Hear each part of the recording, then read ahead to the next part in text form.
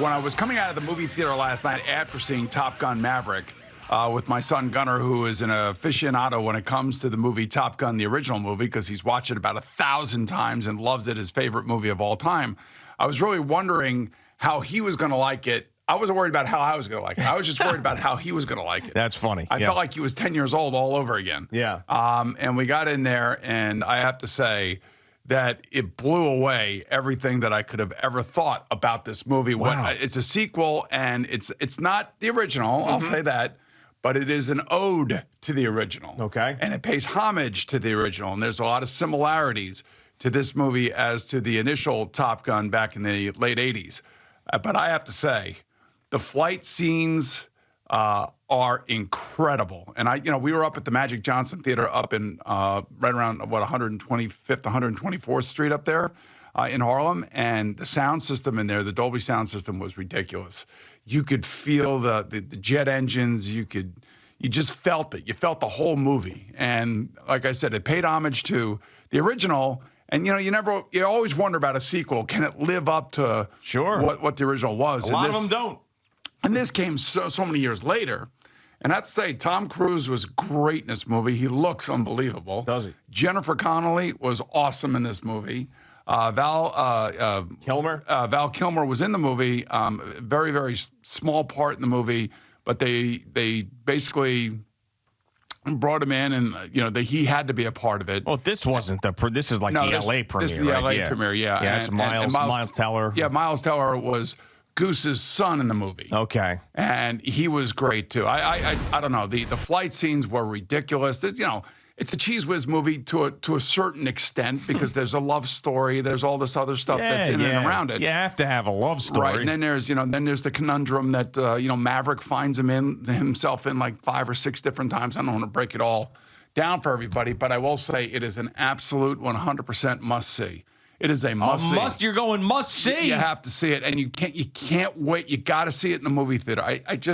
It was great to be back in a movie theater, first and foremost. Yeah, I haven't seen a movie in a movie theater in a very long time. You got to see it on the big screen. I mean, it brings goose pimples to the back of your neck. Wow, what a review. Yeah, I'm not saying up. All right, cinematography, just the way that, there's a scene where they're going to, go complete a mission or whatever, and there's Tomahawk missiles coming off of a I guess a battleship or whatever kind of ship shoots these things off.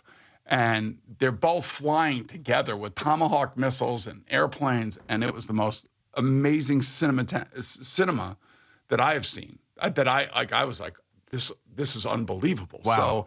So the excitement, the roar, the noise, the sounds, the music, everything was great. I don't think you could give a better review than you just gave. Did you see any other famous people there last night? Well, Jennifer Connelly was there. Oh, she was there. I believe she was there. We were, I just got in. We did the red carpet thing. We got the popcorn. We just went to our seats. Okay. We didn't want to, hobnob and get. You didn't want to hobnob? Isn't that part of the fun? No, but when you go to a movie premiere, it's hobnob. But there was an after party that they wanted us to go. I said, "Hey guys, I got to go to work tomorrow morning." Yeah. But I will say that. And then seeing my own son's reaction. Oh, yeah. What did he think? So, you said you were more concerned about his reaction. Right. So I told him, I said, we'll call you around 9 o'clock this morning, let you sleep in on it, let you think about it a little bit more. But he was jacked. Okay. He goes, he's got to go see it with his cousin Randy, because that's something that they have in common. That they grew up loving together. Couldn't squeeze Randy in there last night? No. No? Randy had a Wasp game last night. Oh, okay. All right. Yeah, so it was, I don't know. I would recommend it to everybody. Take your families, take all your friends. It is just an absolutely great, just action-packed, and it's the flight scenes, like I said, are really believable. I don't know what was computer generated and what's not computer generated. I guess you would know if you were in that line of work, but it all seemed so real. Yeah. And the noise and the feeling of the jet engines, and just watching the pilots take the G's and all that stuff that goes on.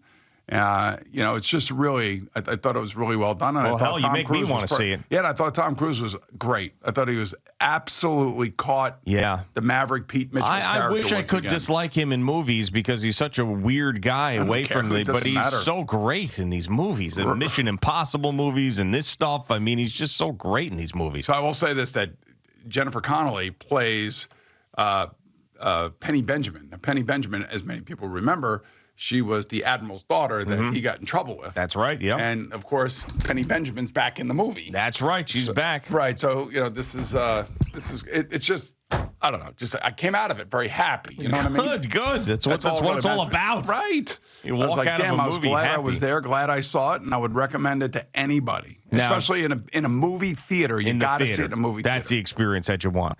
Now, did you go home and catch the end of this Met game and this beat down of the Giants when you got back at 11:30? So I walked in, and Pete Alonso had just hit a home run. Yep. I was following it on my phone too. Perfect. So. Yep. Peterson was great, and this is an interesting situation. Like if you contrast the Mets and the Yankees right now. So the Mets are doing this with all these injuries, with all these issues, and they're still winning, and they're doing it pretty impressively, especially with the lineup and all that other stuff. On the other hand, you have the Yankees who have now had some significant injuries that they've had to deal with, Chad Green being one of them. But they also now have this Josh Donaldson kind of like distraction. And they've lost 3 in a row. And you just never know, and every team's going to go through a losing streak somewhere along the line. And it's too bad that they lost to the Orioles. Now they got to take the next 2. And Garrett Cole wasn't great last night, although he did go 8 innings. But you just wonder, with the White Sox players reaching out to the Yankee players and discussing the Josh Donaldson stuff between those 2 rosters. I don't even. And Aaron Judge came out and said, well, Josh Donaldson owned it. I don't think it was right. I don't think what he did was right. I think he tried to nuance things. Then, of course, finally, Aaron Boone showed some stones and said, I don't think he should have been suspended. I don't agree with the suspension. Yeah. He's got to, show some guts. And I guess in this case he did. But at the end of the day, you just hope that this doesn't tear this. I don't think it will tear it apart, but you just hope that it doesn't create what we all would hate to have happen to our own teams, and as a schism between players. I mean, do you really think that there's a lot of Yankee players that were just appalled by what Josh Donaldson did? I mean, I can't think that this is going to create some sort of fracture in the clubhouse. I couldn't imagine. Now, if you want to tell me that Josh Donaldson is this big pain in the ass and he's been rubbing the Yankees the wrong way throughout the entire season, and then an incident happens like this, and they're like, man, this is not the guy we want around. Right, well, we haven't heard that and we haven't heard that. If anything, we've heard the opposite about how he's provided an element to this team as far as like an edge and a grittiness and a different type of personality to this group that, the Yankees hadn't had in the last couple of years. Yeah, well, listening to what Aaron Judge said, hopefully they're able to put it in the past and don't worry about it. And, Donaldson, is obviously appealing the 1-game suspension and monetary fine. He also, has come down with COVID as well. I don't know if that's Fugazi COVID list. No, there's no way that's a Fugazi COVID list. No way. No. This is the real deal. And really, I also think that if the Yankee players allow the White Sox players in their locker room to determine the way that they're going to supposedly react to something that I don't. Then you lose respect for them? And I don't lose respect for them. I was just like, that's weak. Yeah. I mean, it's your teammate, man. Your teammate's out there trying to win games with you guys and for you guys. And maybe he's bringing the edge to the corporate Yankees. Yeah. Maybe that's what this is. And maybe they don't like it. I don't know. I'm not in a locker room. I don't know what kind of personality Josh Donaldson is. I don't want to make a rash judgment on him because, Liam Hendricks doesn't get along with him. Maybe a lot of other people don't get along with Liam Hendricks. Who knows? I mean, Josh Donaldson is just one of those guys, a polarizing figure. I'm sure there's a lot of people out there that absolutely love him and think that his personality or take him in a certain way and say, hey, that's just his personality and I like it and you can't take him too seriously. And there's other people that hate his guts. I was thinking about this comment by Tim Anderson, I'm going to be this, the next Jackie Robinson, the way he said it and everything else like that.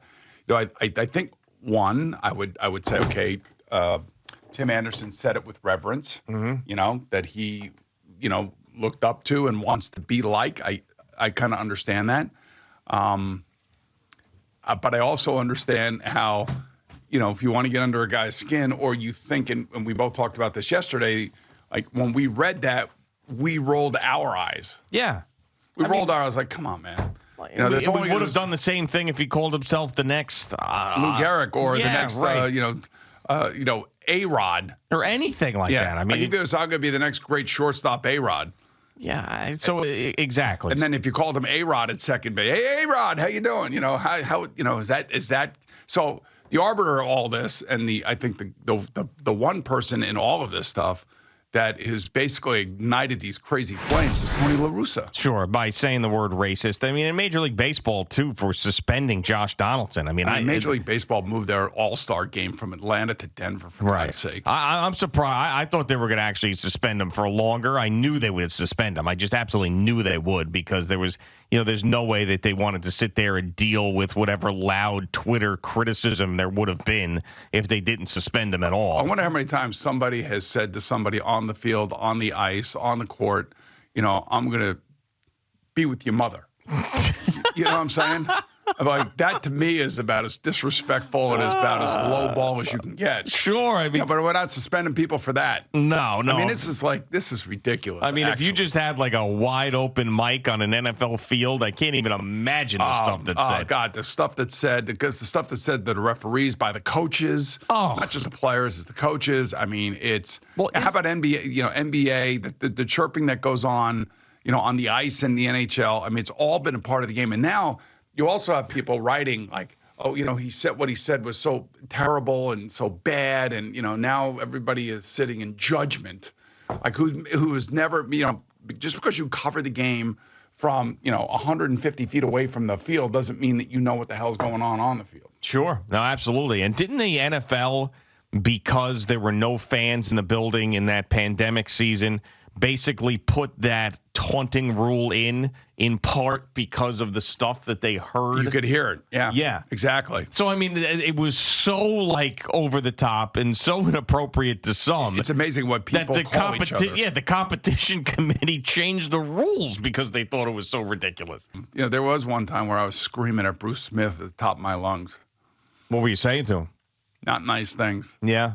Yeah, because he was a pain in my neck. Neck. Well, obviously. I mean, my neck, my back, my legs, the whole thing. Your neck. Collinsworth tells a story, or was it maybe Anthony Munoz tells a story. We were down on a goal line, and I was so mad at Bruce Smith. It was like a little cheap shot after I had thrown the ball or something that just agitated me. Sure. He always agitated me. I never felt like he was a dirty player, not like John Randall. So okay. He wasn't a dirty player. He was a clean player, and I do have an enormous amount of respect for the way that he played. Mm-hmm. I mean, he was legitimately impossible to handle unless you have Anthony Munoz. And then it's a 50-50, case at that point. Yeah, a couple Hall of Famers. Right, so we get down to the goal line, and I walked over behind Anthony because, of course, Anthony was in front of me. Yeah. So, I knew I could do that if I have Anthony in front of me. And I'm screaming at Bruce Smith, "We're running right at you, this. I mean, I was screaming at him, and we ran right at him, and we scored a touchdown. Oh, it's got to be satisfying.